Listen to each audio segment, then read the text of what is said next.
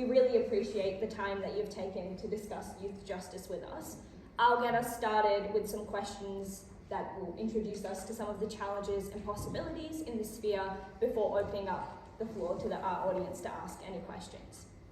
So as Delaney mentioned, this May, riots at Banksia Hill Detention Centre and comments by then Premier Mark McGowan brought youth justice in WA into the public consciousness once again. Looking back to 2013, after similar riots at Banksia Hill Detention Centre, reports by the Officer of the Inspector of Custodial Services outlined that there were innumerable weaknesses in terms of direction, leadership, management, and staffing. Concerningly, incidents of this nature and the discussions that follow are far from new and seem to happen time and time again. Jerry, I'll hand over to you. What barriers do you think have contributed to ongoing failures to enact change in this space? Well, I'm surprised to be speaking first before three more eminent people than myself. But I pay my respect to the Wajak land that I stand on. Pay my respect to all of you who have come here. Pay my respect for all the children that will be sleeping inside at the hovel of human misery that is Banksia Hill Detention Centre, and their courage to survive the disadvantages that they endure there. And these are the children who are most marginalised, and children in our continent, in our country. I've worked in international aid overseas, and I've seen what disadvantages, and these children have lived suffering from the beginning of life. None more other Australian children have lived the suffering that First Nations and non-First Nations children who comprise the population of Banksia, now in excess of 100, are enduring. The barriers have been that there have never been protective factors and rehabilitation and restorative works and the therapeutic from the beginning. And it hasn't gone back to 2013, it goes back to 1997 when Banksia Hill was first established, and 10,000 children had come through Banksia Hill in that time, with 100 of those children after leaving Banksia taking their lives by suicide. That's amongst the highest categorical rates in the country. And this is a problem, not just in Banksia, it's an abomination across the country, the 17 juvenile detention centres across the country.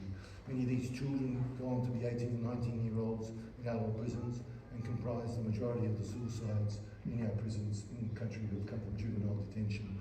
So we can extend on these statistics and get the real-time data. But I'm tired of statistics and I'm tired of data, and I've done a lot of research and worked in research all my life. What I want to see is change. What I want to see is the basic rudimentary principles, which are the fact and the barriers that all of us will agree here today that have never been implemented. We never got what Banksia Hill was actually coded for in 1997 as rehabilitated. It never happened. It never happened. The rooftop riots, the climbing of walls have been going on since 1997. The crises have been going on since 1997.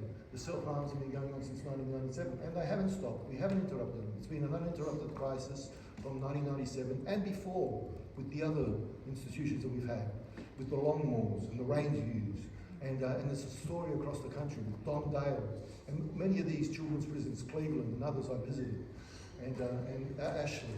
In Ashley, we should be abominated, the hideous reprehension that the population of Ashley at any one time in Tasmania is about 10 to 12 at any one time. Right now it's 20, but 10 to 12 children. If we can't get it right, we can't get the substantive supports for 10 to 12 children right, how are we going to get it right for all the others? The problem is that we haven't got the appropriate methodology in place with the wide remit that's actually required to support restorative works transformation, to put in the craft after the report in residence that should be scored on the inside of these young ones at the interface of juvenile detention, on the outside, post-release.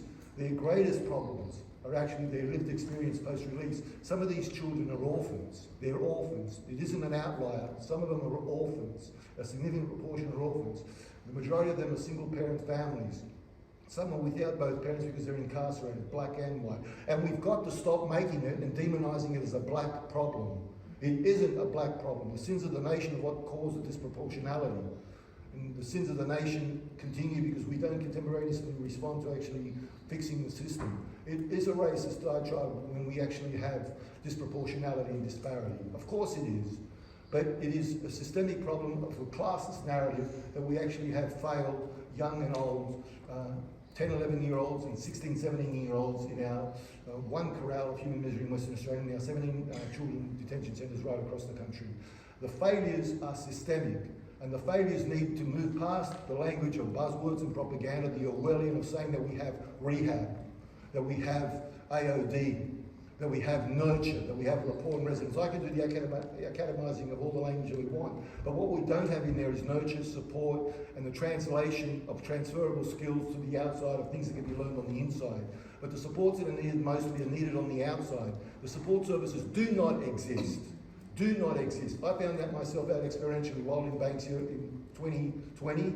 I was in there from late March of 2020 to May 22 of 2020, 8 weeks. We had the quarantine at that time. I'll finish off on this. We had the quarantine at that time. All essential workers were the only ones allowed to continue on. The prison population was high. It was higher than what it is now, 150, 160 thereabouts, with 18 girls on the inside and the rest all girls. And in that time, myself, Megan Cracker, and my daughter Connie Georgiades, all three of us were called in by the Department of, by the Commissioner of Corrective Services in the Justice Department. We were asked to come down to Banksia Hill. I've been asking for years to get restorative works in the prison. I've been asking for years to get all sorts of stuff in the prison, in the child's prison. But we were never allowed in because our remit is wide, it's quite radical. We wanted to do a lot of nurture and put in substantive supports. That's what they don't allow. They don't allow the therapeutic, the rehabilitative, the transformational, the restorative, the redemptive. None of that exists. And if they say that, well, that's shame on them. Shame on them for saying that. Well, we went there late March to Banksia Hill. We were asked to start immediately. What happened was all their outreach workers, in-reach workers, non-essential workers, because of the quarantine, were retired to their homes, like the majority of the residents of Western Australia. I said, yes, we'll come in. I said, what do you want us to do? Just de-escalate the incidents, just keep it busy. I said, is that all? Next morning I said to Megan Cracker and Connie, I said, we're going to do more than that. We're going to do and show them some restorative work. We decided to work with the girls because I knew we wouldn't only be there in as long as the quarantine lasted. The staffing levels in the prison were the lowest there ever been. So this argument that it's about low staffing levels is not true, and I'll tell you why. Because I actually said we're not working from an office, we're working in the compounds, in the spatial contexts of where they move. We want to go to their cells if we want, and we want to go to the intensive support unit, to cage where they corralled the others that are supposedly allegedly troublesome.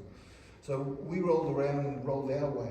And the guards eventually saw that we had rapport and resonance. I was sitting with children for 5 hours. I wasn't going to see them in some office for 15 minutes. No way. I wanted to actually get to know them, get to hear their stories and work on improving their life and work on helping their families, or work on independent assisted living and get them into independent assisted living if their circumstances were dangerous on the outside, which many were, and we supported the majority that we could on the outside, unfunded, post-release for a couple of years since then. But we did de-escalate every incident. We had our first incident, potential incident, that very same day we started. An hour later, after being hired in without a deep screening, that happened later on, so they were desperate to have us in. That's the only reason we got in. We de-escalated every incident that we came across, every potential incident, individuated and collective, that we came across in the 8 weeks that we were there. I went in there every single day, Easter weekend, Good Friday, Good Monday, the weekends, Anzac Day, all of them, because I knew we weren't going to get this opportunity. With the girls, they'll finish up on this, we had 18 prison entrants on the first day that we were in there. On the last day, on May 22, when we finished, there were 7. I applied to the Children's Court with substantive safety nets and supports and services, the likes of never before. And no matter what their crimes, no matter how horrific, because none of them are being sentenced for minor crimes these days into Banksia Hill detention. They're on community orders, those ones. They're being sentenced for heavy-duty crimes. Some of the crimes are horrific, but everybody's entitled to redemption, and especially a child, and especially children that have lived the sins of a nation that hasn't addressed the disparities, and children that have been left behind by racist and classist narratives. We reduced the prison population by more than half of the females, and helped a lot of boys in the process too. De-escalated every incident in that same time, rolled around without being worried about anything happening, and it was a troublesome free environment for the staff themselves, the case workers and the guards. And we had 31 prison entrants come in that turnover of girls in that time, so we worked with 30 out of the 31. The Children's Court supported me in every application I made to the Children's Court. We finished on May 22, but we supported the young ones post-release substantively for 2 years, and none of them have reoffended and gone back in that time. The two statistics that you need to know is that 60% of children that go into Banksia Hill even once go on to adult incarceration. That's the marker we have to change. That's the marker we have to change. And 80% of children aged 10 to 16 who go in again a second, third, fourth time. And there have been some children that have gone in 30 and 40 times by the age of 14. Thank you, Jared. I think you touched on a lot of the elements that we're going to be discussing in a lot more detail as we go through the rest of this, particularly in terms of mental health and staffing. Turning over to you, Hayley. The Telethon Kids Institute, among other organisations, has highlighted high levels of severe neurodevelopmental impairment among the detainees, including high rates of fetal alcohol spectrum disorder. Can you explain what this statistic means, the significance of it, and how this should inform our approach to youth justice? Yeah, sure. So first, I also want to acknowledge the budget that we're meeting on today, and particularly because of the conversation that we're having, where we're talking about a concept that is very Western. We're talking about something that relates to prison and jail and youth detention. And my understanding is in the Noongar language, there was never a word for prison or jail or detention. So this is a concept that us Wadjulas, as colonisers, have brought with us here. Okay, so when we talk about those statistics, what it means about the health of these young people, basically what it tells us is that we have a group of kids who really need support, and they need their support modified and tailored to their needs, and that hasn't happened. So our team looked at 9 different areas of brain function, and our team included, when we were based at Banksia Hill, we had a paediatrician, a neuropsychologist, speech and language therapist, and occupational therapist. And we also worked with interpreters from the Aboriginal Languages Interpreting Service of WA, so that kids were assessed in their first language. So none of these difficulties are because of language difference. Language difference is a huge strength of these young people, but it's about the parts of their brain that they might need. Now, if you think about the justice system, think about every single stage that someone navigates the justice system, from a police interview to the court proceedings to them being in youth detention. There's lots of different parts of our brain that is needed during that process. So in a police interview, we might need our language and communication skills. We might need our ability to self-regulate and control our impulses. We might need our memory to be able to tell a story and then retell that story multiple times so that we don't look like we're lying or trying to be non-compliant with the interview process.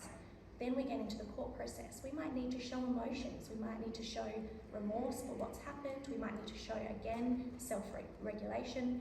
We will need to show understanding of cause and effect or consequences for our actions. And then likewise, once we're in detention, or even if we're on a community-based order, we need to remember what our orders are so that we don't breach them. We need to be able to comprehend what's being said and asked of us. And the 9 different areas of brain function that we looked at touch on all of those aspects. So memory, language communication, social skills, executive functioning, so our understanding of cause and effect, a whole range of cognitive skills that we need every single day.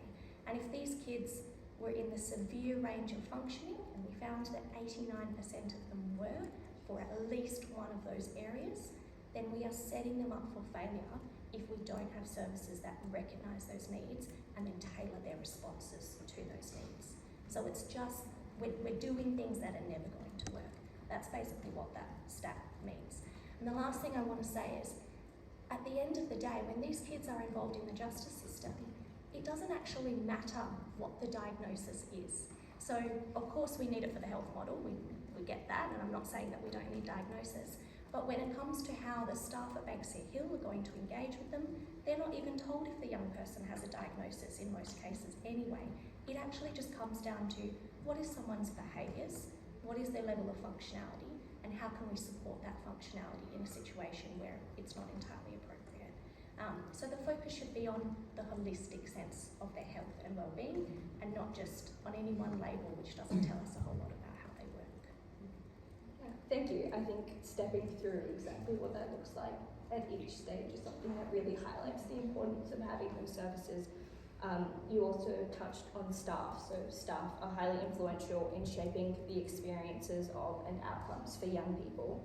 In the Commissioner for Children and Young People's consultation with children and young people and Banksia Hill Detention Centre report, young people expressed that staff often ignored them, were rude and disrespectful, and to be listened and taken seriously, they had to threaten to self-harm or climb on the roof. So I'll pose this question to you, Jacqueline. What can be done to improve engagements between staff and young people, which at times can be quite hostile? So thank you. I also acknowledge that we're currently sitting on the lands of the Wadjuk people of the Noongar Nation and pay my respects to elders past and present and to the amazing other Aboriginal people in the room today, including an amazing Noongar leader, Kevin O'Keefe. Lovely to see you. So I just want to go back. I just don't think we should be calling this a justice system. It is the furthest thing from justice that I've ever seen. It's a law and order system. And part of the problem is that we focus on safety and security. And we are treating Banksia Hill as a prison. It is not a prison. It was never meant to be a prison. And Jerry's points that he raised are quite valid. Staffing are critical. This is in schools. This is in hospitals. This is in my office. If you don't have good relationships with people, then of course you're not able to build an understanding of somebody's needs, somebody's frustration points. Emotional dysregulation is high, and then we lock somebody down for hours on end. Now, I don't know about you, people went stir crazy during COVID because you could only go to the supermarket if you really needed something, but you could go to the alcohol shop and you could watch your TV and you could swim in your pool. You could do all of these things, talk to your family, do FaceTime videos. But for some reason we don't think it's a crisis to have a child locked down in an 8x4 cell. So it's not a justice system. And when I talk about relationships, I visited Banksia Hill one day and I was in ISU, the intensive support unit, and there's a young person behind his locked door going, "Let me out, let me out, let me out." No one's responding. And then as I was walking past with my escort, they yelled out and said, "You asked to be in here." I said, "Is that true?" "Yes." I said, "Let me in to talk to him." So I said, "But they reckon you asked to come in here." "You reckon I did, Auntie, but only at night when I'm scared for myself. I don't want to be here during the day." But no one had spoken to this child. They ignored him screaming out, "Let me out, let me out, let me out." Kids consistently tell me the name calling from the custodial officers. One day when I was there, one of the guards said, "I wish you'd come every day, they're much better behaved." And I said, "Well, perhaps it's the way I talk to them." And it is critical that we build solid relationships. The youth custodial officers, don't get me wrong, they need to go to work and be safe. But a lot of the behaviour and emotional dysregulation is about the cognitive, neurodivergence, things caused by poverty, lack of socialisation, all of those things.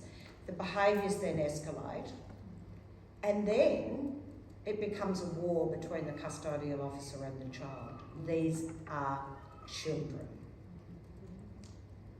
We must stop demonising kids for things over which they have no control. I don't believe we need to raise the minimum age of criminal responsibility. I think we need to abolish it. You shouldn't be putting any young people into custody under 18. And there is plenty of evidence nationally and internationally about how you do that. But we don't start intervention when a child comes to notice of police, but when they're 5, when they're not going to school, when they're not having health checkups, when the system doesn't know where they are. We must invest in a holistic child and family wellbeing strategy that works with families and children from pre-birth. We must support the systems that are meant to support our kids. And as a community, I don't know how we say that kid is a murderer and a rapist. Of the roughly 80 to 100 kids that are in Banksia over any given time at the moment over the last 8 months, about 60% are property crimes. Now, violence is increasing. About 20 to 23% are children in out-of-home care, but that's not including kids who are an open case to the department, and it's not including kids who are on the monitored list. But we know the connection between being involved in the child protection system and in the juvenile justice legal system is like this. We know kids who start not to go to school. That's the first indicator that there's something wrong in that family. It doesn't mean they're going to be involved in crime, but it means they need help. So the relationships with staff, if we are talking about a model of support and through care planning, is missing totally. So it's like you've got to see your custodial officer next week. Oh, and don't forget, we've enrolled you at XYZ school. We're not going to come and help you get there. You need a case manager when you are being released, not a caseworker that you see once a week. But the relationship is critical. If that child feels they have no person to turn to, that nobody is listening to them, that nobody cares, of course their behaviour will escalate. I'm not a psychiatrist, I'm a mother and a foster mother, and I know that, trust me. Trust me, I've got another teenager at the moment, I'm just living the dream. So, just arrived out of nowhere. Love our culture, my sister and brother's kids, and I'm the eldest of 10, their kids are my kids. So I've got another one just now. But it is about that relationship. It is about giving those custodial officers the necessary training and support so that they can build the relationship and support the young people. So building on the idea of the importance of relationships and listening, the same CCYP report had young people share that they did not feel heard by officers, that they expressed fear of being targeted if they made a complaint, and that even when they complained, nothing ever changed. This is a question to the panel more generally, but we can start with you, Sophie. What steps can be taken to ensure that young people can voice their concerns and speak out without fear of repercussion? I mean, I think number one, there needs to be accountability mechanisms within our justice system, so there are constant avenues for young people to be able to speak for themselves to trusted adults in secure environments. I can think of just one example, which is a few years ago there was a report by Amnesty into allegations that young people had been kept in ongoing solitary confinement in breach of the torture conventions, and this was a period of time past. But one of the things that came out of that report's recommendations was the fact that CCTV footage at Banksia Hill was deleted within 30 days. So if you wait longer than a month as a young person who might have been experiencing something quite traumatic and might not be ready to talk about it, if you wait longer than a month to report it, that footage can be gone. We know with Unit 18, so the opening of the maximum security, the opening of a children's prison unit within the maximum security adult prison, and it isn't a separate, like it's not a big separate area. You can see the men's wing right next to it. It's just a different unit. That we know that, for example, that young people have been having to choose between meeting with their lawyers or their case managers or their families, because there's only one visiting window in which it's safe for young people to be able to access the men's visiting room. So, you know, between 8:45 and 9:45, you get to choose. Do you see a lawyer? Do you see a case manager? Do you see a family who've come to visit you? It's some really practical, tangible ways that we're limiting access for young people to be able to use their own voices to speak on these matters. I think the other thing is that they can be really, really easy, and you know, it's not rocket science, that we can bring in some really simple accountability measures We don't currently see quarterly statistics published about how long young people are in their cells for, about how many hours of education young people are getting, about how many programs they're receiving. All of this stuff, which is really kind of basic transparency that should be happening in a democratic government, is not currently available. A lot of the most recent statistics that are publicly available are there because politicians have had to ask in Parliament to get that information tabled. So there's some really simple mechanisms that we could implement there. I think the other challenge is for a young person to make a complaint, the process is to the Ombudsman's office. My office has no role in individual complaints. And then if they write to the Ombudsman's office, often they'll be asked, have they first gone through the internal departmental protocols? But also, most of the young people there don't know about how to make complaints. We've done a project with them. I've taken out posters and leaflets and all sorts of other things about how to speak up and make a complaint. I also don't have a right of entry in my legislation to go to Banksia or Unit 18. So it's at the whim of the agency. To be fair, I've had a number of visits and they've been supportive of that. Nonetheless, if I don't go really regularly and don't build a relationship, the kids aren't going to necessarily open up. So we do need more accountability, we do need more transparency, and I'd like to see my legislation updated, but that may be a faint hope. Oh, I'll say something. Do you want to say something? No, go ahead. Okay. You can go before me. No. I'll say a few things because it's about the question in its inherent heart is about voice and advocacy. And I would encourage you, before I forget, because I've got Parkinson's disease and I go off track sometimes and forget some things. When I talk about voice, you got your opportunity on October 14 to recognise the first peoples in the Constitution. We need to write that and inroad into that, the debacles that are part of the Constitution that have left people behind, and also recognise the truth of the first peoples on this continent, however many thousands of generations they've been here before us, and also just amplify their voice. Just amplify their voice. Is that too much to ask? And that's what we're asking, what needs to be had, and I'll be asking about. Let the children speak. Let the children speak. What's been happening is the children can't speak. We make it illegal for them to speak. We make it illegal for others to speak on their behalf. We make it illegal to identify them if they're younger than 18 years of age. The argument is that their slate will be clean at 18, even though any deep screening of them for some bureaucracy position, a job for the government or high-end behemoth institutions will require a deep screening, that the slate isn't actually clean, that it is actually recorded. But the children should be able to speak. We're only here today. We're only here today on the shoulders of the lived experience of these children.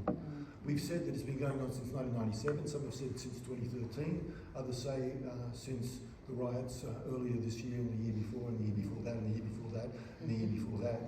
What's different about the fact that there's been this amplification and this capture of coverage by the media, this national consciousness and Paul Corden stories and all that sort of stuff of the predicament of these children? The Office of the Inspector of Custodial Services is putting report after report after report from Harding, from Neil Morgan, from Eamon Ryan, damning the government and damning the Department of Justice and Corrective Services and damning the hellhole that's the only juvenile detention centre in the largest jurisdiction in this whole country, Western Australia. The children from all over the state uprooted and brought to this hovel. Damning these children, and then seeing the 60% incarceration rate of these children as adults, and also the children on community orders who may never go to juvenile detention, are still before the criminal justice system, and they go on to adult incarceration at a 1 in 2 rate, So in the end, we need advocacy for these children. Their greatest voice is their own voice. The only reason we're here is because we sailed the wind. We went close to breaking the law. Some may say we broke the law. What happened? Why didn't we get traction with the report after report 2, 3, 4, 5 years ago when 80 children were sent to Hague in 2013, when they burnt down Banksia Hill, or all the crises that were there the years before? The report's been damning every single year, without fail. Parliamentary inspectors, Triple C itself, and custodial inspectors and all of them. Researchers, the like of actually, like Haley, have actually damned in one way or another, the diminution of the lives that we compound cumulatively by the lack of action, neglect and abuse. But we put these children in the media. We put 10, 11, 12, 13, 14, 15, 16-year-olds in the media. Liam Bartlett at 6PR. The coverage went throughout the state and across the country. SBS took it out as world news. There was international coverage. The West Australian ran a campaign on the back of what we brought them, all the children who lived experience, story after story. The ABC, Four Corners, all of that, because they were hearing from the testators. They were hearing from testaments from the children themselves in their voices. They weren't hearing from Jerry Georgiadis or Neil Morgan or any of the other eminent individuals. I'm not saying I'm eminent, but all the other eminent individuals who actually argue forever and a day, or all the human rights warriors, or all the experts. Hayley's been in there for years, arguing everything she's been arguing. But when they heard it from the mouths of the children themselves, as children or as older, in the scores, and then we launched, this is why we're not in the prison. I think about how much more could we have done when I'd halved the prison population of the girls, when I de-escalated every incident.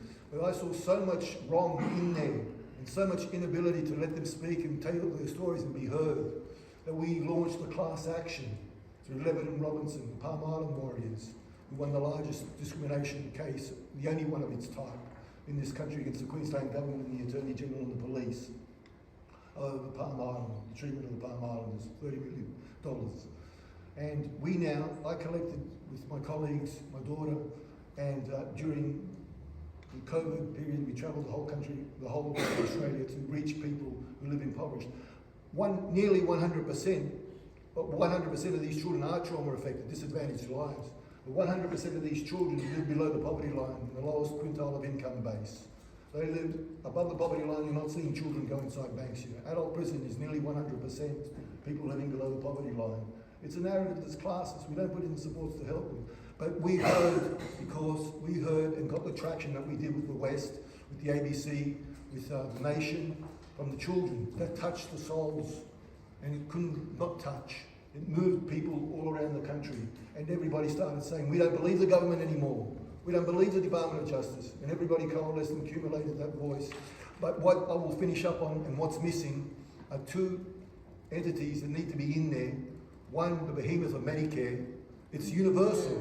Every Australian is entitled to Medicare, except prisoners. It stops at the gate. The children in the 17 detention centres, and the adults in the 115 adult prisons littered across the country. They don't get a bulk billing physician in their prison. Most prisons don't have physicians. That is your most powerful advocate.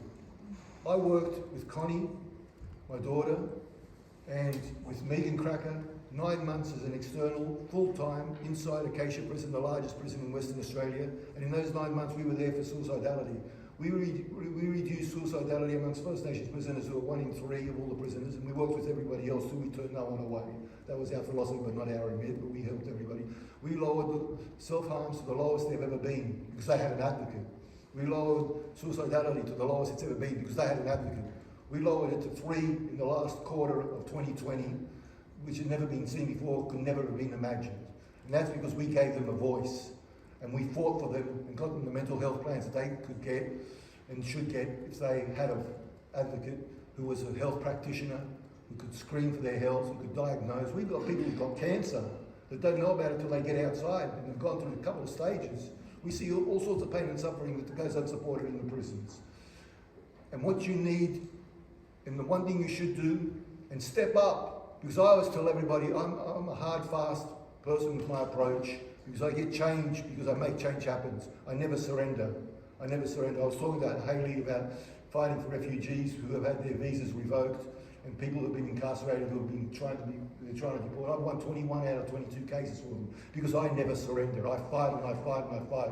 And I got across a chap just recently, Robert Taylor, who spent 50 years of his life in Western Australia, grandfather and father of 17 West Australians, never left it since he's come here as a 10-year-old from the UK. He was to be deported for a 6-month sentence. He was to be deported.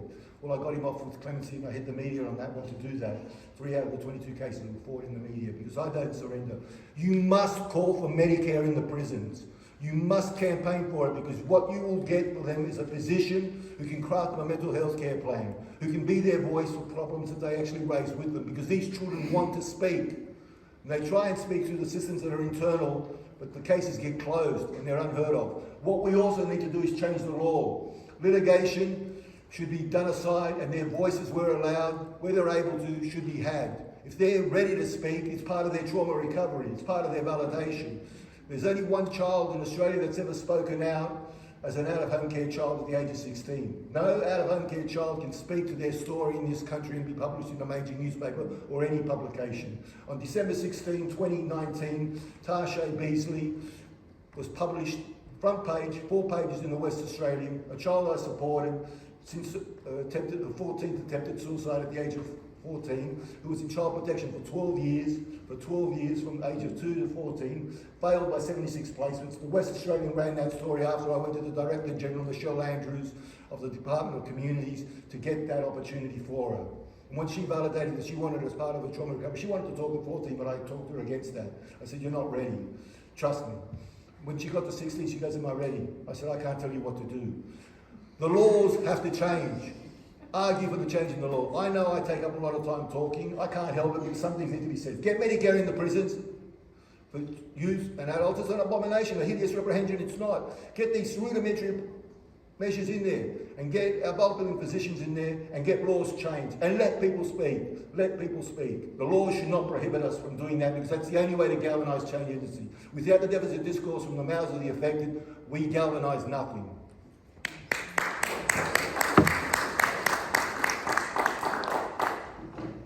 Thank you so much, Jerry. I think you've touched on the importance of legislation, whether that is in terms of young people sharing their stories, in terms of Medicare, whether it is the Commissioner's role. I think opening up to the panel more broadly, an example of legislative change in other Australian jurisdictions was changing the age of criminal responsibility from 10 to 14.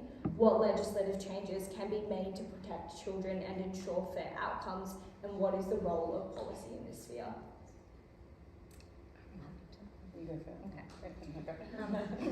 We're all very polite to each other. You go first. So I agree entirely with what Jacqueline said already about the age of criminal responsibility, and it's just crazy that it is what it is. But at the very least, ours is 10 years old, and that is one of the lowest ages of criminal responsibility in the world. And if we can't completely abolish it like we want, then at the very least bring it to what the United Nations recommends, which is 14. 14 for criminal responsibility, and then 16 for detention. And the United Nations has urged us over the last few years to do that. And some states and territories have, WA has not. And a lot of the concerns, I do a lot of training to frontline staff, and they'll say to me, staff in corrective services and in police, and they'll say, we don't want the age raised, not because we don't agree with it, but because we know there aren't the support services. And Jerry's already, alluded to that. There aren't those support services. But shouldn't that push us to just get them, to sort it out, right? We can't be like, oh, it's a bit too hard, so we'll just do nothing. It's no longer an excuse. And the other thing I'll raise is that our biological age, so the age that we are, how many times, the sun has gone around the sun's gone around us, whatever. She's not a scientist. Look, it's late in the day. How many years we've been alive, that is different to our developmental age, right? So we all have different skills, and we can be functioning at different ages for different skill sets. And that doesn't automatically change when we turn 18. So the minute we're 18, just because we're on paper an adult, that doesn't mean that developmentally we're an 18-year-old. And then if we add on neurodiversity on top of that, we might be much, much younger. But one of the things that I saw, I've just come back from a trip to several countries around the world where I visited adult prisons and youth detention centres. And one of the things that I saw quite a bit in the UK was specific parts of the adult male prisons adapted for that 18 to 25-year-old age group, because they recognise that they are at a different stage of development. Our brains don't stop growing until we're around 25, depending on how we are.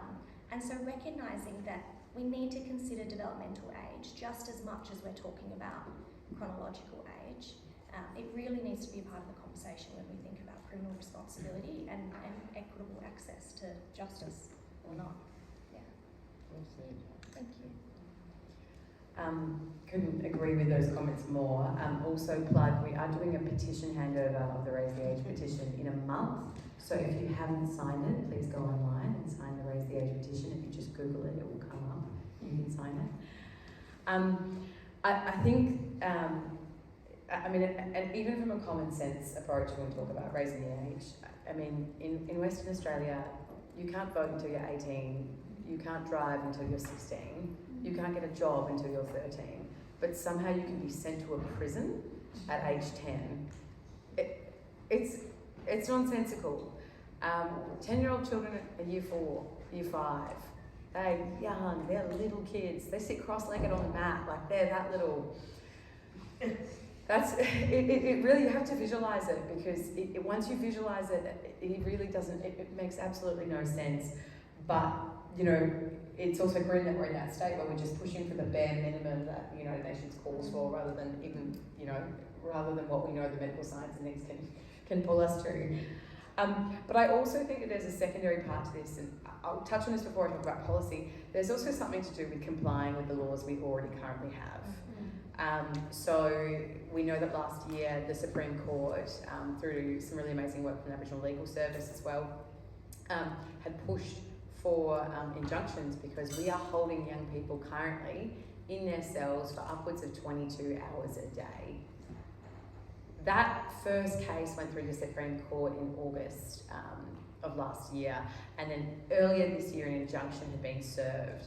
But the way that the law, as far as I understand it, works, it only technically works for those particular young people, so they'll have to prosecute every single case. What we know is our own courts, our own Supreme Court, has told our Department of Justice and has told our government to stop detaining children in their cells for over 20 hours a day. We're still routinely doing that. Over 700 times in August alone, just 2 months ago, 700 times across Unit 18 at Banksia Hill were incidents where young people were held in their cells for over 20 hours a day. That's on the public record, that's from Hansard. You can go and look at those stats for yourself, you can see them on our website. We're still currently not even complying with those laws. So I think it's really important that there's a galvanisation of people. I mean, it touches on the rule of democracy, it touches on what does it mean for our community and society. We're not obeying our current laws. We need to be acting on that to make sure that we are compliant. I think there's a few other areas we could touch on that would make a big difference in terms of law reform. Things like ending mandatory sentencing for young people. Mandatory sentencing really incredibly ineffective, does not work, does not take into account the circumstances of an individual child, and you see really, really ridiculous outcomes and really unfair and really inhumane outcomes, particularly for children. Leave it in the hands of the experts rather than a mandatory sentencing law. But I guess turning to policy, I think the difference is legislation is what we're allowed to do, but the policy is how we do it. And there's a huge amount of power in how we currently act and in the policy makeup of the work that happens. And I mean, to some extent, the devil is in the details of how things are done. All the regs. Yeah, all the regulations. So there's actually a huge amount of transformation that can happen right now without law reform. We could choose to change the system so we were no longer incarcerating young people for over 20 hours a day. Although the law currently says that the age of criminal responsibility is 10 years old, governments could make decisions to no longer send children from the age of 10 to places of detention. They could be diverting 10, 11, 12 and 13-year-olds to community-based alternatives. And those are funding decisions, those are policy decisions. And I mean, even if we think about raising the age of criminal responsibility, and I fully agree with your point, Hayley, that we should absolutely change it just because they haven't got the social system policy ready. But if we think about raising the age, we want to raise it to at least 14. But that shouldn't mean that we just wait until children turn 14 and then slap handcuffs on them. It requires policy intervention much earlier on for young people. Whether that's, when they've been suspended from school 6 times, You know, when they're being, that's an indicator for us. It's very likely that a young person who's been suspended multiple times from school and is probably excluded from mainstream schooling might end up in our justice system.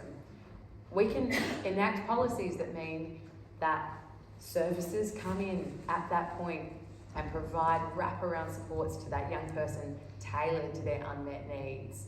That's a policy decision, and that could divert a whole lot of young people from our justice system. Anyone else on that? Yeah, sure. I'll be succinct. That's a lie. Look, in the end, it's a no-brainer. We just accept that we should be raising the age of criminal responsibility to 14, 15, 16, 17. It's a line in the sand. It's actually a line in the sand. The majority of the Western world and other countries included, and the country of origin that I'm from, Greece, actually have the age of 14. But it's still a line in the sand. But what do you do? I've got to be the devil's advocate, and I always am, so we can get the right psychoeducation to the community to respond to the thoughts that we actually have that we keep private, or to the questions that actually other people ask to, so we can actually get their entitlement to ask their question without demonising them for asking that question and accusing them of being racist, classist, or ignorant, which is something that we should never do. It's about hearts and souls. And we're not going to get anywhere forward because our Senate in 2019, our Australian Senate, by a small margin, but still the Australian Senate, voted against raising the age at all. That was our Australian Senate. That was our parliamentarians. That was our federal parliamentarians. What happens when you've got an 11-year-old that's been responsible for intentionally killing someone? What do you do with that individual? The reality is, it has to be understood that even if we raise the age to 14, it's about criminal cognitive responsibility. It's about not the sense of culpability as opposed to cognitive criminal responsibility. So it's about cognition. It's about also other factors, not just the presumption that they've developed normally at that age, and what has been held back with them about their form and content. As a predominant educator all my life, I've seen some of the issues that actually I've been worried more so than others, and they're actually literacy. They're actually how well a child is actually intellectually forming and emotionally forming, and a lot of them have had interrupted and disadvantaged backgrounds that have held them back. A lot of these children don't go to school, or have poor attendance, or have some of them are very bright kids and have troubles at home, or have a dangerous safety net, if we could call that. That sounds anomalous, but actually can't perform because they don't have the spatial context at home to do their study, their work, their supports, or they're in a drug-infested environment where their parents have suffered as they've suffered, but their children will suffer even more so. Each generation of those that are being left behind gets worse. And the rates of crime are actually increasing in Western Australia, child and youth, because we have an arrest and release culture in part, and we have a community order culture where we've got 1,400 children in community orders at any one time. And we've got 100 children in our prison at any one time, so 1,500 to 1,600 children and 6,000 through the course of the year come through. And we've got thousands of kids Australia-wide. What we need instead of an arrest and release culture is a release and support them culture. What we need is the supports in place that all of us have not just alluded to, spoken directly to. The supports don't exist. So it's not just about galvanising the supports at age 14. If we raise the age to 14 and we get successful with our state and territory governments to support the age of 14, they're going to have to do something about secure psychosocial settings to support the young ones that have committed grievous harm, serious crimes, and that don't have supports at home, or family at home to be supported. A lot of them are without, they're transient, they're actually transient. A lot of these kids come in and out of Banksia Hill to street present homelessness, or to transients, or to couch surfing. They have difficult lives, and they get more troublesome and more dark as the years go along. We don't have age-sensitive content. We don't have children tiered to be supported by their ages, as an 11-year-old, as a 12-year-old, as a 13-year-old. We couple them all together, 17-year-olds and 18-year-olds with 10 and 11 and 12-year-olds, and harden them up. When they get older, it becomes the bleak, becomes dark. The bleak becomes cataclysmic. They lose all hope on the horizon. That's why they've got one of the highest categorical suicide and unnatural death rates in the country. And that's the same for the whole country, not just West Australian children. So we have to have age-sensitive content. We have to call out all the things that matter. Their biggest problem, I was talking to Hayley about it, is we demonise children. We're demonising 10 and 11-year-olds as if they're hardened criminals. We're not raising the age of criminal responsibility to 14. A line in the sand. But there's other measures that should take place. We also demonise our children that have FASD or neuro disabilities. or neurocognitive impairments, we demonise them as if they're too complex, they're too difficult. We're putting out a language in the media and putting out a language in public policy that they're too hard to work with. I've worked with neurodiverse children. I've worked with neurodisabilities. I've worked with children with FASD. One child that reminds me, that never leaves my memory, is a child with 3 components of FASD, who was a mother at 13, and a 17-year-old who I got out of Banksia. I was able to support her. She was actually intellectually fine. Her form of content was back, the lack of schooling. The problem that we have in Banksia Hill is that Banksia Hill, and I'll finish up on this, Banksia Hill, the Department of Education doesn't run education as it does in most other states and territories. New South Wales, for instance. I'm not saying they've got a perfect system, but they've got a better system. And they've got some transferable learnings and skills in New South Wales, because the Department of Education runs it, that are equivalent to settings on the outside that get them recognised in terms of educational acknowledgement and entry pathways into other institutions, secondary, primary, secondary, and university, tertiary. And our First Nations children, for instance, are amongst the highest graduate cohorts in this country, given the opportunity to get to university, similar to their brothers and sisters from migrant-born backgrounds who've come from socioeconomic disadvantage.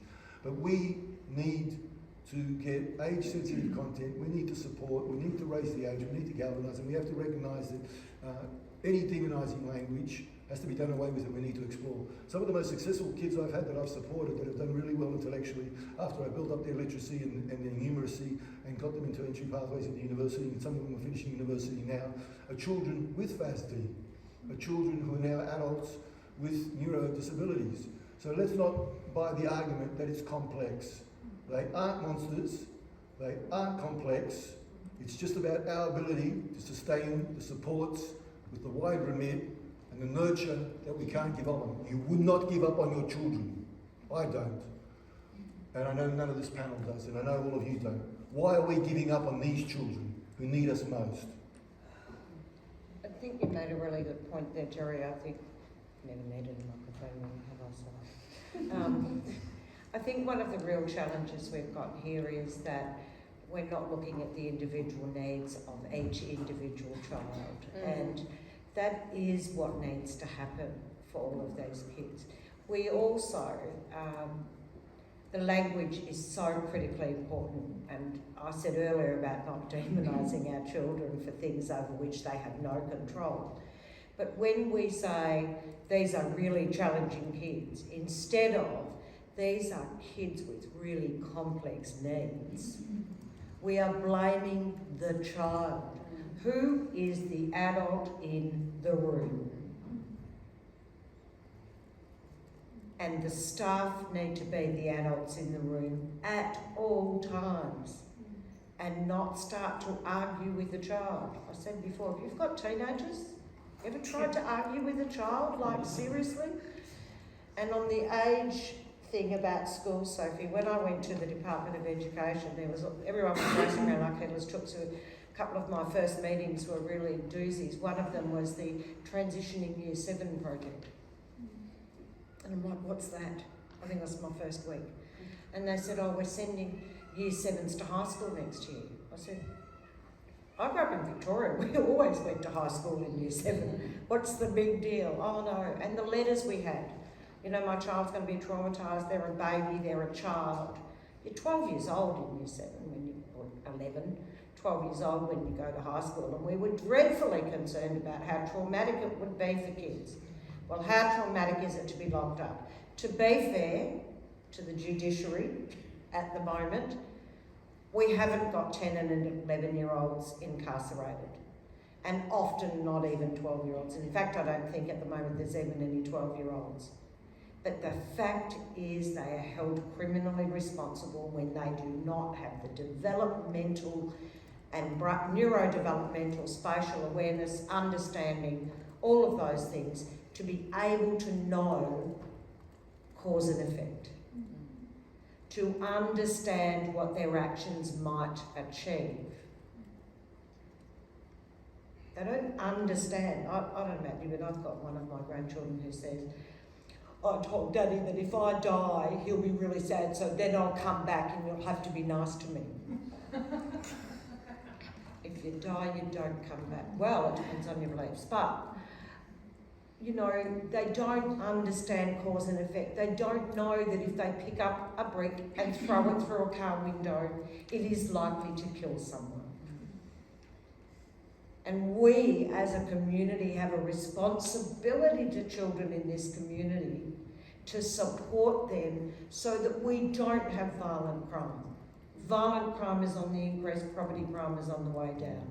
30% reduction over the last 10 years, the Police Commissioner told me this morning, in property crime. So we as a community are doing something wrong if violent crime is increasing. I think we've engaged with what was going to be my final question throughout the discussion, but I'll give you a final opportunity to elaborate if you see fit before we move on to audience questions. So what could the future look like? What will ensure the successful design and implementation of reform, and what voices need to be involved? Microphone, sorry.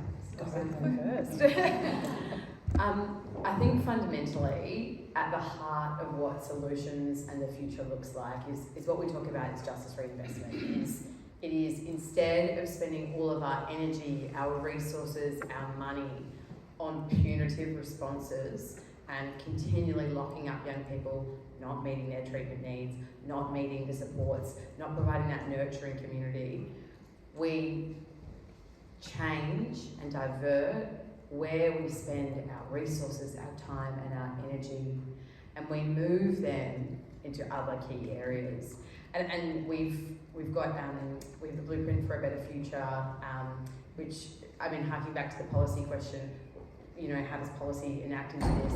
Every time we were going to meet with MPs and politicians about anything to do with raising the age, with Unit 18, with Banksia Hill, every single time they would say, yes, but what, you know, of course we don't want to be locking up 10-year-olds, of course we don't want to be doing this, but what do we do instead? Look, I can think of 1,000 ideas for what you can do instead, and I'm sure this panel between us could generate 100,000, but this is where policy comes in, where we spent 2 years building a report that very much laid out for them a vision for the future of what youth justice could look like in Western Australia specifically, built on the evidence base that exists, built on case studies, built on the programs that are already working around the state. And we talk about what it looks like, and it looks like a different spectrum. So when a young person ends up in a justice system, as opposed to, you know, being knocked around from school to school, I know we know up in the Kimberley we've got rates of ear disease that are 4 times what the World Health Organisation would call an epidemic. Well, if you can't hear very well, you probably aren't going to learn very much in school, then you might become a bit of a troublemaker because you're pretty bored at the back of the class, not comprehending things. You might fall pretty far behind. You might end up, you know, getting suspended multiple times, dropping out of school early. You know, if you're up in the Kimberley in one of those communities, there's not necessarily an apprenticeship or a job at McDonald's to get. So you might find yourself in trouble with the law. Maybe you break into someone's house 1, 2, 3 times, 3 strikes, you find yourself in Banksia Hill. We need to change that story, and the way that we talk about changing that story, we talk about 5 new stages. So number 1 is we need thriving and equipped communities. That looks like, you know, you've got a safe house and there's enough housing in your community so it's not super overcrowded and you've got a safe place to sleep at night. It looks like good healthcare. It looks like all of the positive things we think of when we think of thriving communities. But then we need responsive support. So when that young person, you know, is you know, hasn't, you know, either they can't hear because they've got an ear disease or they're getting suspended from school, we need to have responsive supports available in the community already. That might look like literal medical intervention. Other times, you know what it might look like? An alternative school. If mainstream schooling is not working for this young person, what are the other options that this young person can do so that they can access, they can stay engaged in the community, they can stay engaged in a pathway that will set them up for a positive future, even if the mainstream isn't working for them. The third stage is prioritising diversion. So there's so many practical ways we could do this that we currently fail to. A key one is who are the first responders responding to young people at risk on our streets. So if you see a group of young people and, you know, maybe people think they look like they're up to no good, why is it that our only option is to respond with police? Why is it when there are young people who are desperately crying out for support, We don't have on-call, paid on-call youth workers, social workers, community liaisons, Aboriginal first responders in communities who are reaching out and acting for those young people, because, you know, as Jacqueline and Jerry were talking about, I promise you that will de-escalate the situation a lot faster than a police officer might. Cost Miss Clark her life. Yeah, absolutely. And we know that the next stage is, you know, rehabilitation focused justice. So if all of that stuff hasn't worked, when we get to the starts of the justice system, we need to have a focus on rehabilitation. So, you know, that could be community justice centres where before you're sentenced, actually you go to a hub where there's a whole lot of different providers and support bases. They help you get a plan together, and you don't get sentenced because instead you get a chance.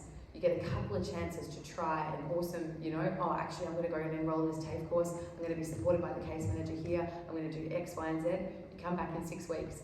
The judge then sees how you're going on that. You don't have to, you can avoid a prison sentence. Or it looks like restorative justice work, you know? How are we rebuilding the relationships in communities, particularly small communities, between the people who have caused harm and the people who have, you know, felt that and been hurt by that, and how are we repairing those relationships? And lastly is that, you know, if it gets to that very point that there is no other option that a young person, and I think it's so very unlikely for most of the young people, if we were doing all of these things right, it's so very unlikely we would ever get to that point that a young person could not be cared for in the community.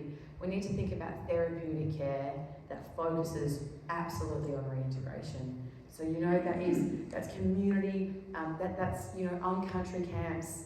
You might be away from the rest of, you know, the city for a while, but you might not be able to access everything you normally do, but you're not in an environment that's going to re-traumatise you. It's about how we're getting training and through care into prisons, you know. So in Banksia Hill and Unit 18, how are those young people getting ready? Because, you know what, maybe the 16 and mainstream school just isn't really going to work for them. How are we getting them through their pre-apprenticeship while they're in there and setting them up with a business on the outside who's promised to take them on with support from case managers to finish that when they go through? What are those things that we're doing?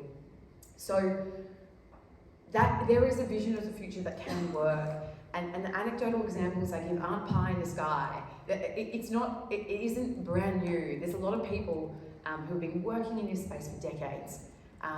These aren't necessarily new things, but it's about how we bring them in together, adequately fund them, and shift our legislation and policy to make sure that there's a new pipeline for young people, and the new pipeline is towards much brighter futures rather than what we're currently seeing, which is frankly unacceptable. I think the last thing I would say is that when we talk about this kind of thing, it has to be supported two ways. So we do actually need some top-down policy and law reform approaches. Some things right now in our system are broken and they need to be shifted. We need to shift where government funding and taxpayer dollars are going. We need to shift some of the laws so that, you know, we're not actually incarcerating those 10, 11, 12, 13-year-olds, so we're not automatically transferring people to prison. There are top-down changes that need to happen, but it needs to be paired with place-based, community-led approaches. So we have to meet in the middle, because it's a community wrapped around a young person that will help that young person forever and for the rest of their life. The system can make some of those things more easy, it can provide resourcing, it can provide some scaffolding, but it's that community and those place-based approaches that need to be supported. And that means that the people that need to be at the table are not just our policy makers, the people making funding decisions, you know, people putting in legislation. It's community, it's young people, it's the families of the young people who are going through our justice system. And it's the experts who have expertise on all of these sections who can pitch in and help and say, hey, I know how to do this part and I can do a really good job in partnership with you. But it takes all of those things coming together and meeting in the middle. And sometimes maybe all sitting down at a table together and having the conversation in the same room. I don't know what I can add, Sophie. Well said. I just want to add a couple of really key statistics that I don't think people understand. Almost 80% of children in Banksia Hill or Unit 18 on any given day are not sentenced. They are on remand. And they may be there for weeks, they may be there for a couple of days. It is also hard for a system to support children who are in and out in such short spaces of time. hence needing not to have them in there, but to have them in community with the right supports, services, structures and approaches, and starting really early. Prenatal, when mum's pregnant. How do we make sure she gets the right health care and has the right nutrition? How do we make sure when the child's born they've got the right health checks? How do we make sure when they start school that they're equipped for school? So an holistic family and child wellbeing strategy from the get-go for every single family in WA, but particularly for families suffering. We have 34,000 children and young people aged 0 to 17 in WA, and 105,000 of them live in poverty. In the wealthiest state, in one of the wealthiest countries in the world, that is beyond understanding. And poverty is at the bottom of a lot of this, including child removals and other things for child protection. And we also need to remember that if you go in on remand and then you don't get a custodial sentence, you have still experienced a quite traumatic system. You've already been disconnected from your education, your family, your community and other services. And how do you get back there? Because we don't do through a care plan. We don't in a really structured way. We don't make sure those kids are reconnected. And finally, the reason a number of those kids are in there is because those kids in, particularly who are known to the Department of Communities for Child Protection and Family Support, we can't find a safe place or a responsible adult.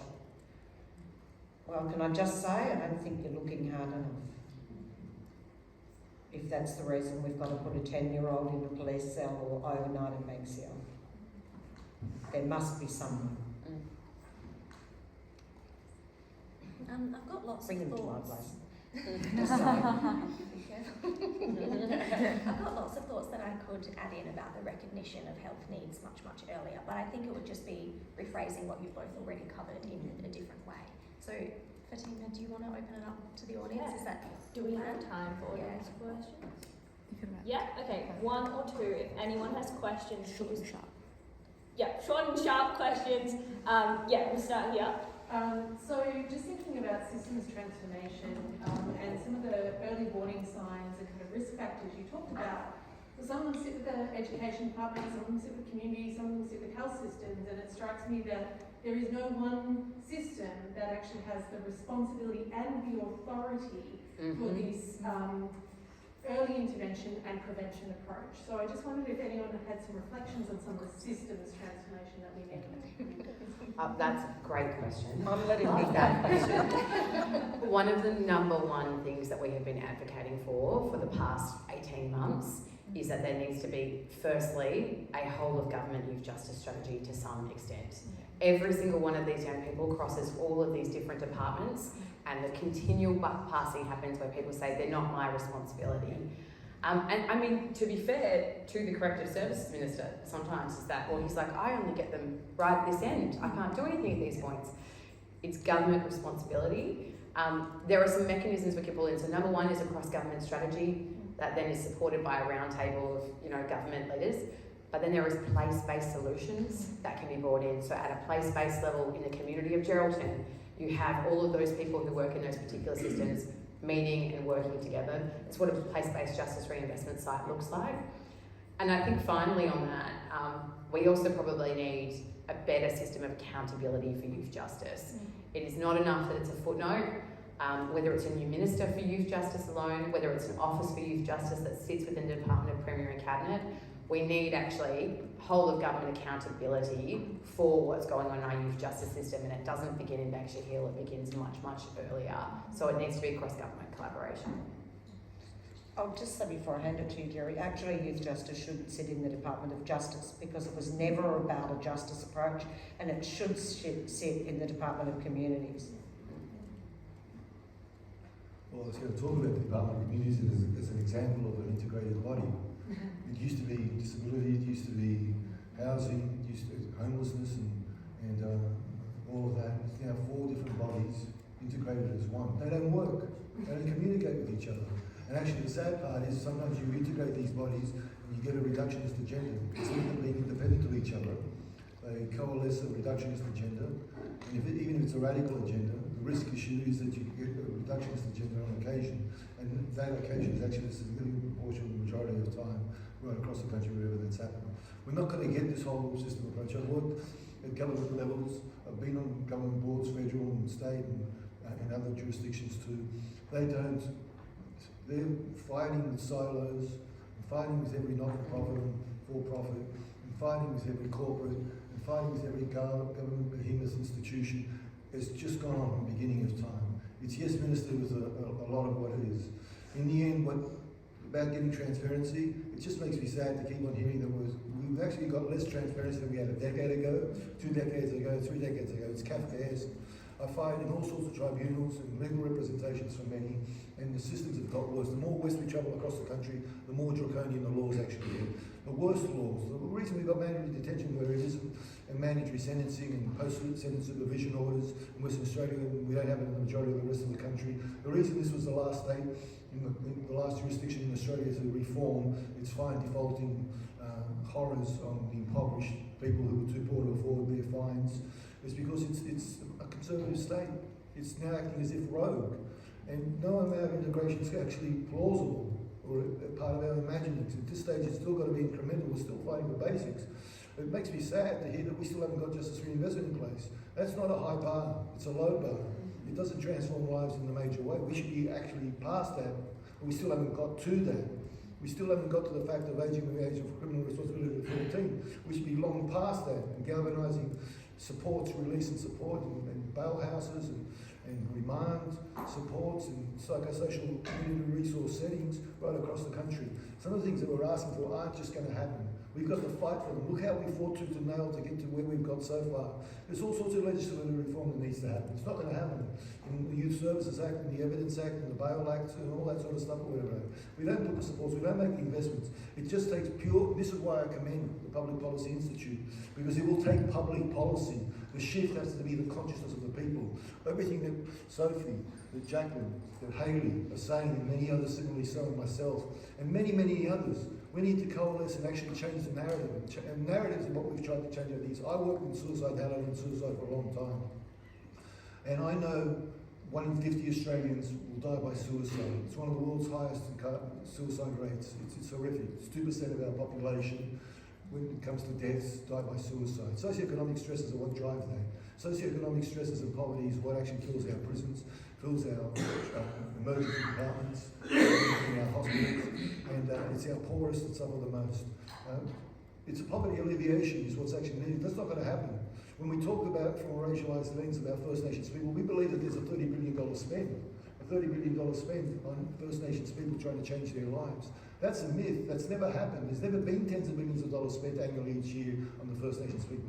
The Productivities Commission's expenditure report, the Indigenous expenditure report, is actually $30 billion. You know what they're putting that $30 billion? The $3.5 billion that they've assessed that goes to law and order for First Nations people, the police, corrective services, $3 billion there, child protection, removing of their kids, the cost burden of that. How's that transformational? How's that rehabilitative? How's that restorative? How's that redressing the sins of this nation that created the disparities that cast so many generations? 60% of West Australian First Nations people live in poverty.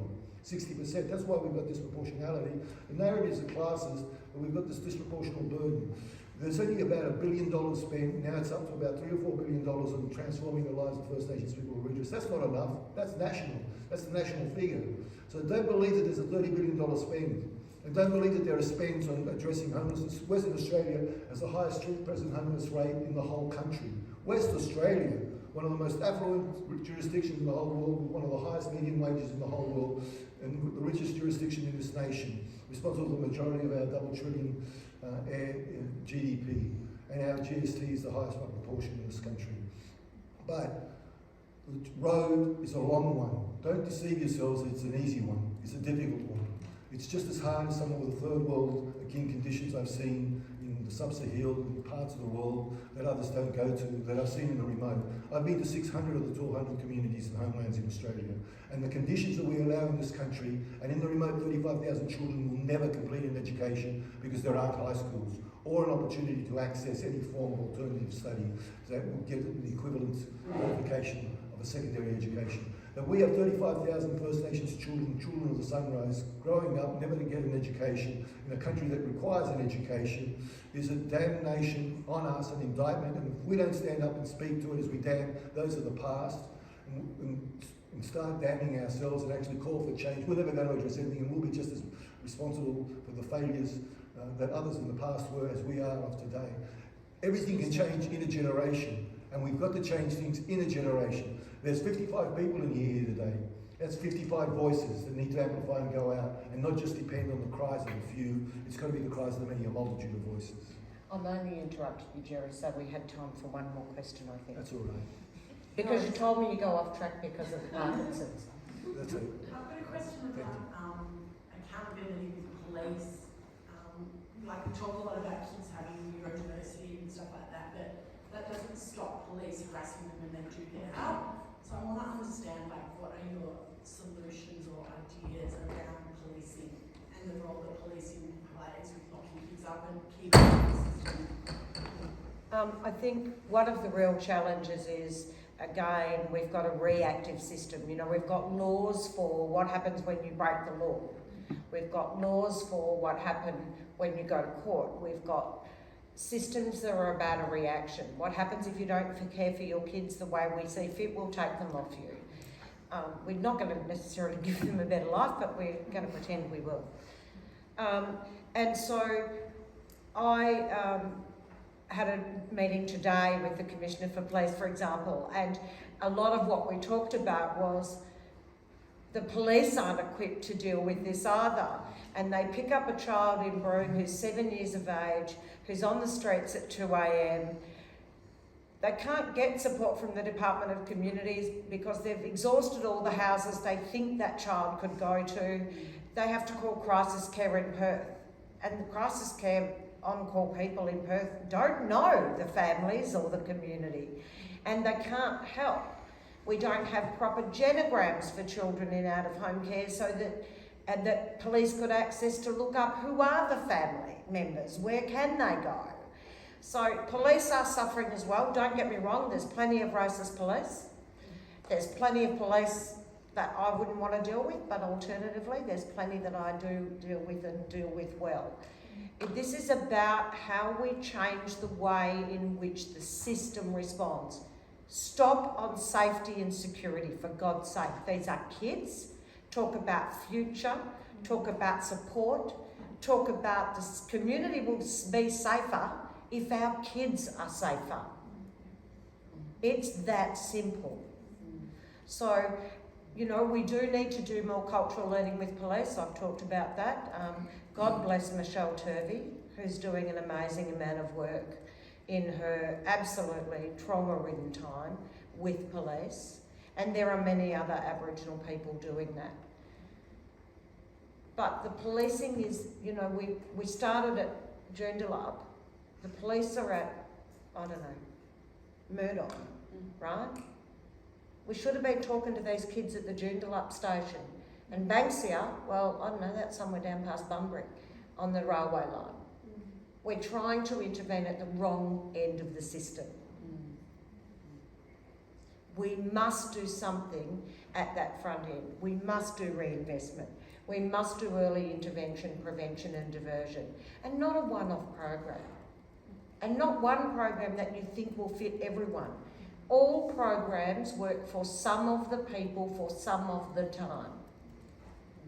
And as adults, you know, we might go to a dance class somewhere and go, yeah, that's not for me, and go to another one, and the fourth one's the one we want. We have to have the same availability for kids and families to find their niche within a program and or a service that fits their needs, understands them as people, and where they build the relationships. But policing, yeah.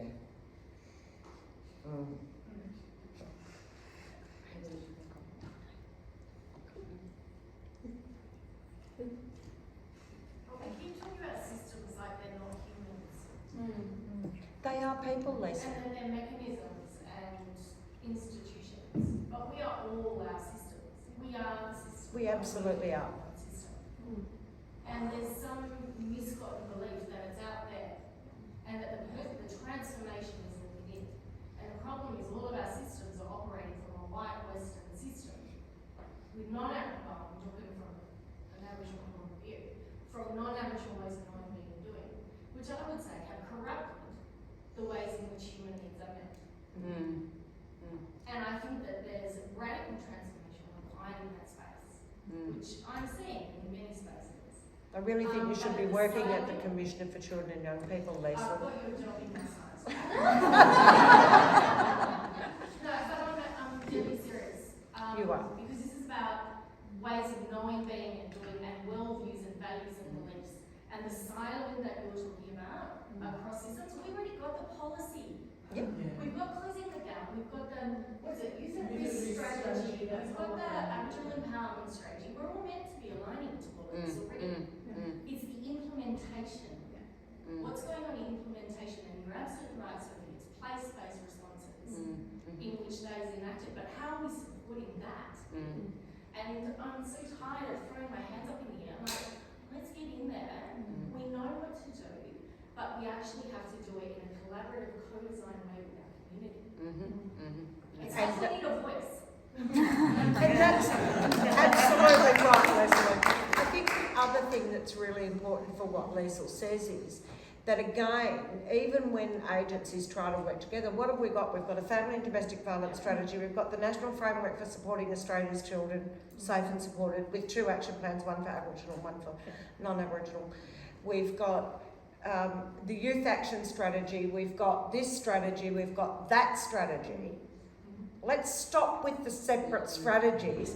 Let's have a child and family and community wellbeing strategy, and then pull in the pieces we need as they fit. If I could add, for me, I work for the Department of Communities. Sorry, Maddie. You say it. You keep saying it. What we're not getting in Australia, validation, healing, and intensive family supports that actually work, shoulder to shoulder with people who are struggling. Centrelink is broken, Medicare is broken, housing doesn't exist. We don't have anything to meet the fundamental needs of one single individual if they fall on hard times. Every system, and there aren't services available. You try to reach out, you get someone in your grasp, they go, we cannot let things get any worse. We get a child coming to care. Cannot let this get any worse. And you look, and you look, and you look, and at the moment, there aren't the skilled workers, so we don't have, we might have the service that says you'll take a tender, and then you put them in that placement, and then those children are then further traumatised or re-traumatised or exposed to worse, or we lose connection to family, country and culture, because the services and the people working them, who, again, not this judgment, but people aren't being trained by the people who are hiring them and then saying, yeah, we can provide that service. And isn't that about a lack of political courage? Like at the end of the day, there's a whole lot of people here and here that know what needs to happen. You can talk to incarcerated women, they'll tell you what needs to happen. Absolutely. They've been talking about it for since 1788. But it's about political courage. I've just returned from Victoria, and in Western Australia, the government has a mandate. Like they wouldn't even lose an election if they did do this stuff. So I guess the thing that I just feel like crying every time I come to these things is like, so we know what to do, who's going to let us do it? You got to do it yourselves. It's the interconnectedness of us. We can't keep waiting and looking at policy. Like, it's the enactment. There's your next panel, by the way. It's the connectivity to create the links now, because they're ready to go. And we get disempowered by systems, and we need to throw that off. What you all said here, which is what you do yourselves, and all power to you for being from the Department of Communities and speaking out exactly as you did across an array of issues with such honesty and authenticity. You've got to be who you've got to be 24/7. And that means in the workplace too. The workplace is where you've got change agency, especially if you're working with the Department of Communities or the Office of the Children's Commissioner, or all those offices in academia, public policy, all of that. Multitude of voices, it's cumulative. You've got to educate society, and society will galvanise our politicians to do what they only do when they're responding. They respond when numbers demand that, and that's what you've got to do. Scandinavia leads the way with restorative practices. Their reoffending rate in Scandinavia in the first 2 years is 16%. It's 60% in the rest of Europe. It's 55% in Australia. It's not rocket science. The evidence is compelling in places where it works. We've just got to get it here. Keep on doing what you're doing, but don't be shy of speaking out, whether in academia, whether in the Department of Communities, and the more of you that speak out, you'll protect each other.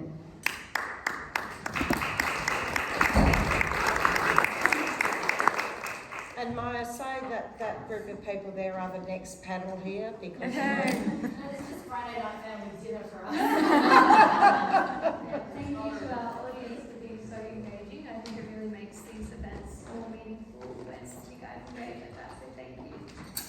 Thank you to Fatima for moderating and our panellists. I think it was very apparent from this discussion that the failures are systematic and we need to move past language and provide actual support systems for these children that continue post-release. If we don't, we're just setting these kids up for failure. We need more accountability and transparency in the system to allow children to use their voices to raise their concerns. And lastly, I think one of the most important things to come from this discussion is that we need to stop demonising children who have no control over their circumstances. So I want to give thanks again to our expert panellists in Sophie, Jacqueline, Hayley and Jerry for giving us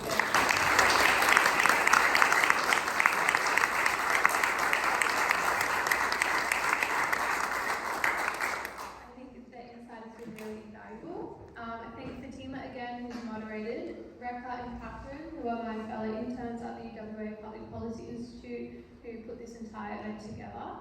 On behalf of all of us, we want to thank Chris Lynn, who's currently on paternity leave, but he gave us the creative license to run this event. We thank Paul, Claire and Miriam, who worked tirelessly to assist us in the planning of this event and to motivate us to really engage with youth justice in WA. Thank you to UWA for allowing us to use the facilities and everyone that helped promote this event. And lastly, we want to thank everyone for coming out tonight and dedicating your time to engage with such a necessary discussion. So thank you everyone.